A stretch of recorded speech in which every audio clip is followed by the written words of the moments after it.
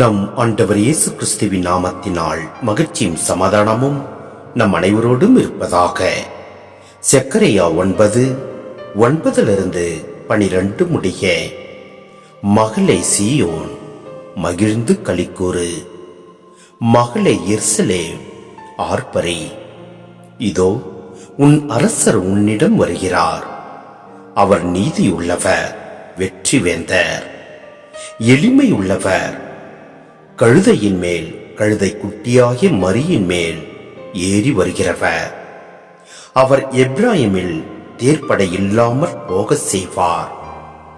எருசலேமில் குதிரைப்படையை அறவே ஒழித்து விடுவார். போர்க்கருவியான வில்லும் ஒடிந்து போகும். வேற்றினத்தாருக்கு அமைதியை அறிவிப்பார். அவரது ஆட்சி ஒரு கடல் முதல் மறு கடல் வரை, பேராறு முதல் நில உலகின் எல்லைகள் வரை செல்லும். உன்னை பொறுத்த மட்டில் உன்னோடு நான் செய்த உடன்படிக்கையின் இரத்தத்தை முன்னிட்டு சிறைப்பட்டிருக்கும் உன்னை சார்ந்தோரை நீரற்ற படுகுழியிலிருந்து விடுவிப்பேன். நம்பிக்கையுடன் காத்திருக்கும் சிறை கைதிகளே, உங்கள் அரணுக்கு திரும்பி வாருங்கள். இருமடங்கு நன்மைகள் நான் உங்களுக்கு தருவேன் என்று நான் இன்று உங்களுக்கு அறிவிக்கிறேன். சிந்தனை: வருங்கால அரசர் மெசியாவை குறிக்கிறது. அரசரின் எளிமையான தோற்றம் வர்ணிக்கப்படுகிறது. அவரே மீட்பர். அவர் உலகம் தழுவிய அமைதியின் அரசை ஏற்படுத்துவார். இங்கு மெசியா பற்றிய இரு கருத்துக்கள் இணைக்கப்பட்டுள்ளன. முதலாவது, மாட்சி பொருந்திய பேரரசர். இரண்டாவது, எளிமையும் தாழ்மையும் நிறைந்தவர். யூத அரசர்கள் குதிரைகளிலும் தேர்களிலும் ஏறி செல்வார்கள். ஆனால் மெசியா கழுதை மேல் ஏறி வருவார்.